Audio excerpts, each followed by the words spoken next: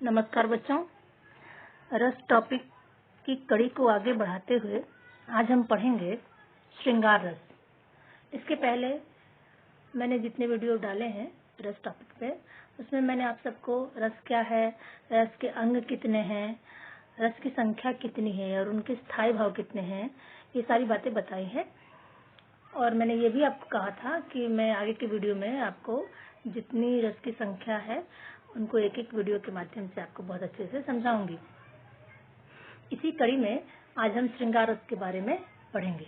तो चलिए देखते हैं कि श्रृंगार रस किसे कहते हैं या क्या है। तो देखिए यहाँ पे मैंने लिखा है, जिस काव्य में नायक नायिका के प्रेम मिलाप तथा विरह का वर्णन किया जाता है, वहाँ श्रृंगार रस होता है। यहाँ नायक नायिका के स्थान पर राधा कृष्ण भी हो सकता है, पति पत्नी भी हो सकते हैं या प्रेमी प्रेमिका भी हो सकते हैं। उनके प्रेम मिलाप और उनके विरह के बारे में जब किसी काव्य में बताया जाता है तब वहाँ श्रृंगार रस होता है। इस रस का स्थायी भाव रति है। रति अर्थात प्रेम। हम इस रस को रसराज या रसों का राजा भी कहते हैं। इस प्रेम को मतीराम जी ने रसराज की संज्ञा दी है। इसे रसराज या रसों का राजा भी कहा जाता है। आपको समझ में आ गया होगा स्पष्ट रूप से कि नायक नायिका के प्रेम मिलाप या विरह का वर्णन जिस काव्य में हो वहां पर श्रृंगार रस होता है। श्रृंगार रस के दो भेद होते हैं, पहला संयोग श्रृंगार और दूसरा वियोग श्रृंगार। संयोग श्रृंगार का अर्थ है जहां नायक और नायिका निकट हों और उनके प्रेम का वर्णन होता हो या उनके रूप सौंदर्य का भी वर्णन होता हो, उसे संयोग श्रृंगार कहते हैं। वियोग श्रृंगार में जहां नायक और नायिका एक दूसरे से दूर हों और उनके विरह का वर्णन हो, वहां पे वियोग श्रृंगार होता है। वियोग श्रृंगार को हम लोग विप्रलब्ध श्रृंगार भी कहते हैं। आप लोग इसको भी याद कर लेंगे। हम लोग देखते हैं कि संयोग श्रृंगार किसे कहते हैं। संयोग श्रृंगार उसे कहते हैं जहां नायक नायिका के साथ में रहने पर, मतलब निकट रहने पर, उनके प्रेम का या रूप सौंदर्य का जब वर्णन हो वहां संयोग श्रृंगार होता है। जब नायक नायिका निकट हों, साथ में हों, तब उनके प्रेम का या रूप सौंदर्य का जब वर्णन हो वहां पे संयोग श्रृंगार होता है। बच्चों, संयोग श्रृंगार को पहचानने के लिए उसके कुछ लक्षण हैं जिनके माध्यम से हम संयोग श्रृंगार को आसानी से पहचान सकते हैं। आइए देखते हैं कि वो लक्षण कौन से हैं। देखिए, संयोग श्रृंगार के जो लक्षण हैं उनमें स्थायी भाव जो रहेगा वो रति होगा। या संयोग श्रृंगार हो या वियोग श्रृंगार हो, दोनों का स्थायी भाव रति ही होता है। लेकिन अगर संयोग श्रृंगार में संचारी भाव देखा जाए, संचारी भाव अर्थात स्थायी भाव के साथ में रहने वाले उसके संगी साथी, उसके मित्र जो आते हैं चले जाते हैं, जो स्थायी नहीं रहते, उनको संचारी भाव कहते हैं। जैसे खुशी, अगर मन में प्रेम है तो प्रसन्नता होगी, आनंद होगा, लज्जा, शर्माएंगे भी, मोह भी होगा, एक दूसरे के प्रति आवेग होगा और बहुत मस्त मौला माहौल होगा, मद भी होगा। तो ये संचारी भाव होते हैं जिनसे हमें पता चलता है कि ये संयोग श्रृंगार, यहाँ इस काव्य में संयोग श्रृंगार हो सकता है। देखते हैं आश्रय कौन होगा। राधा या कृष्ण में से कोई एक आश्रय हो सकता है, नायक नायिका में से कोई एक आश्रय हो सकता है, पति पत्नी में से कोई एक आश्रय हो सकता है या प्रेमी प्रेमिका में से भी कोई एक आश्रय हो सकता है। अब विषय क्या है? आश्रय का अर्थ आप सब जानते ही हैं कि जिसके मन में भाव को आश्रय मिले, मतलब जिसके मन में स्थायी भाव जागृत हो। विषय क्या है? जिसके कारण जागृत हो। तो किसी भी नायक या नायिका के मन में, राधा कृष्ण के मन में किसी भी नायक या नायिका के प्रेम के कारण प्रेम का भाव जागृत होता है। इसलिए विषय क्या हो गया? नायक या नायिका का प्रेम, राधा या कृष्ण का प्रेम, पति या पत्नी का प्रेम, या प्रेमी और प्रेमिका का प्रेम, ये विषय हो जाता है। अब अनुभाव क्या है? अनुभाव का अर्थ मैंने पिछले वीडियो में बताया है कि स्थायी भाव के पीछे पीछे आने वाली क्रियाएं। तो कौन सी क्रियाएं होंगी? मधुर आलाप होगा, गुनगुनाने लगेंगे, गीत गाने लगेंगे, आलिंगन होगा, गले मिलेंगे और रोमांच भी पैदा होगा। अब देखते हैं उद्दीपन। उद्दीपन मतलब वातावरण। अब एकांत स्थान हो सकता है जहाँ प्रेम मन में उपजे, वन या कोई उपवन बगीचा हो सकता है, या नदी का किनारा हो सकता है, रमणीय स्थल हो सकता है, जहाँ पे जिसकी सहायता से प्रेम का भाव उद्दीप्त होता है, उसको उद्दीपन कहते हैं। आगे देखते हैं, इसको हम एक उदाहरण के माध्यम से बहुत अच्छे से समझेंगे। ठीक है, यहाँ देखिए मैंने एक दोहा लिखा है, बिहारी का दोहा है, बहुत ही सटीक दोहा है, संयोग श्रृंगार का। अब देखिए यहाँ नायक और नायिका है। नायक और नायिका भरे भवन में, दोहा पहले देख लेते हैं कि कहत नटत रीझत खीजत मिलत खिलत लजियात, भरे भवन में करत हैं नैनन ही सब बात।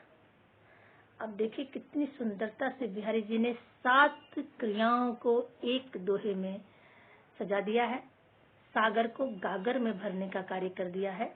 अब यहाँ जो नायक है वो भरे हुए भवन में, मतलब लोगों से भरे हुए घर में, भवन में, भरे भवन में करत है नैनन ही, मतलब आंखों से ही सब बात।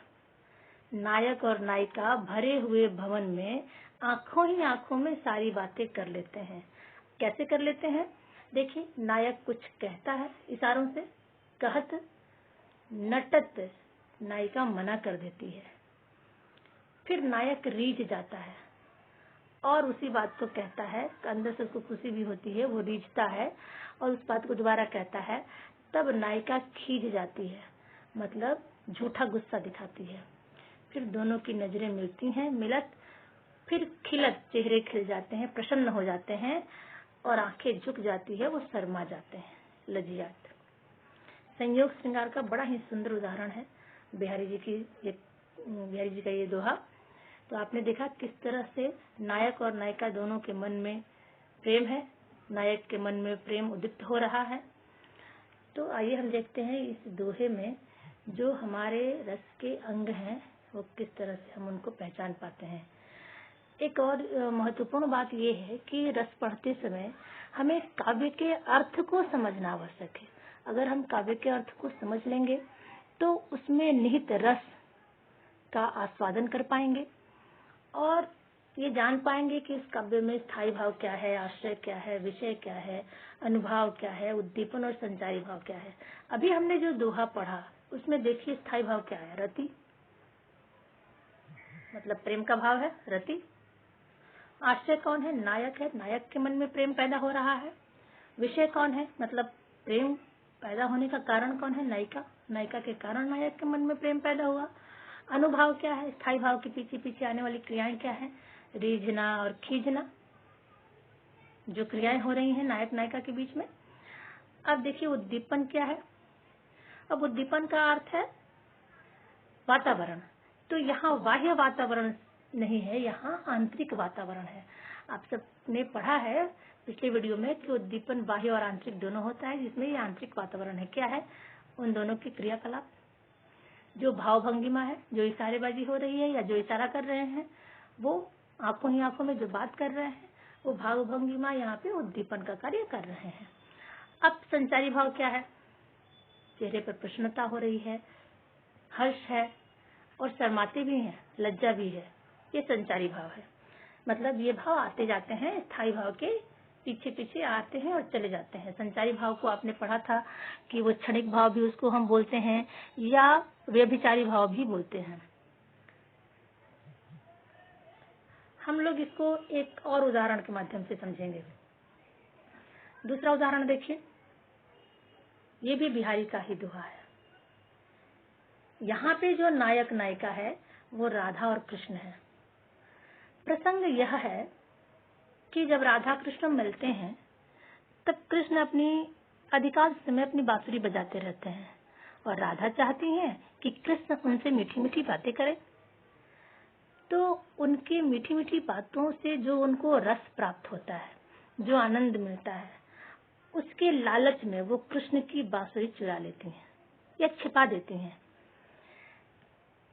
तो कृष्ण जब बांसुरी अपनी मांगते हैं तो उनकी जो भाव भंगिमा है उसका बहुत ही सुंदर चित्रण किया गया है। यहाँ पे संयोग श्रृंगार का बहुत सुंदर उदाहरण है, आइए देखते हैं। बतरस लालच लाल की मुरली धरी लुकाए, सौह करे भौहन हसे दैन कहे नट जाए।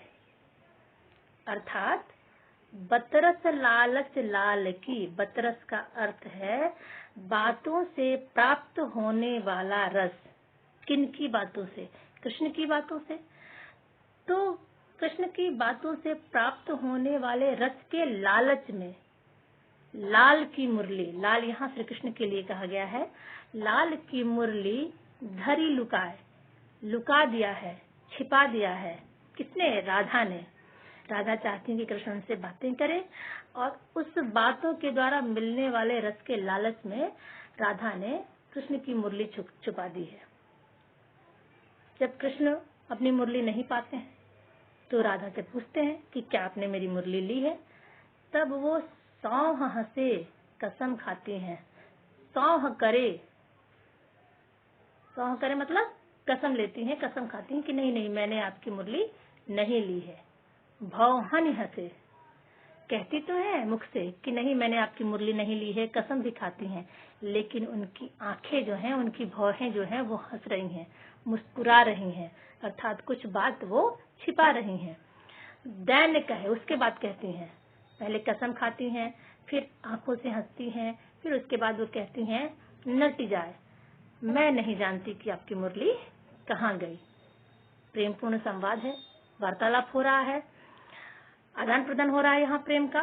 तो यहाँ पे भी बहुत सुंदर वर्णन बिहारी जी ने किया है कि बातों की बतरस के लालच में राधा ने मुरली लुकाई और कृष्ण जब पूछते हैं तो वो भाव भंगिमा जो है वो आदान प्रदान होता है। अब आप देख सकते हैं कि यहाँ पे जो उदाहरण है उसका अर्थ आपको समझ में आ गया। अब इसके बाद अगर आपसे पूछा जाए कि स्थायी भाव क्या है तो आप बहुत आसानी से बता सकते हैं कि रति, प्रेम का भाव, जो कि राधा के मन में है और कृष्ण के मन में भी है। परंतु यहाँ आश्रय कौन है? इस दोहे में आश्रय कौन है? इस दोहे में आश्रय है, मतलब प्रेम का जो भाव किसके हृदय में है? राधा के हृदय में जगा। रति का भाव राधा के हृदय में जग गया। अब विषय क्या है? किसके कारण जगा? तो कृष्ण के कारण जगा। अब उद्दीपन क्या है? वातावरण क्या है? मुरली छिपाना, मुरली छिपाने से एक वातावरण बन गया है। अनुभाव क्या है? भाव के पीछे पीछे आने वाली क्रियाएं क्या है? सौगंध लेना, कसम खाना, हंसना और जिज्ञासा प्रकट करना। अब इसमें संचारी भाव क्या है? वैसे भाव जो अस्थाई भाव के आगे पीछे आते जाते हैं क्या है? बात करने का जो लालच का भाव दिख रहा है, मुरली छुपाने के बाद आप मुझसे बात करें, वो संचारी भाव है। वो आ रहा है, जा रहा है, लालच का भाव, बतरस के लालच का भाव जो है वो संचारी भाव यहाँ पर है। तो बच्चों, आप लोगों ने देखा कि कितनी अच्छी तरह से आपको संयोग श्रृंगार समझ में आ गया। आगे के वीडियो में हम लोग वियोग श्रृंगार के बारे में पढ़ेंगे। तब तक के लिए धन्यवाद।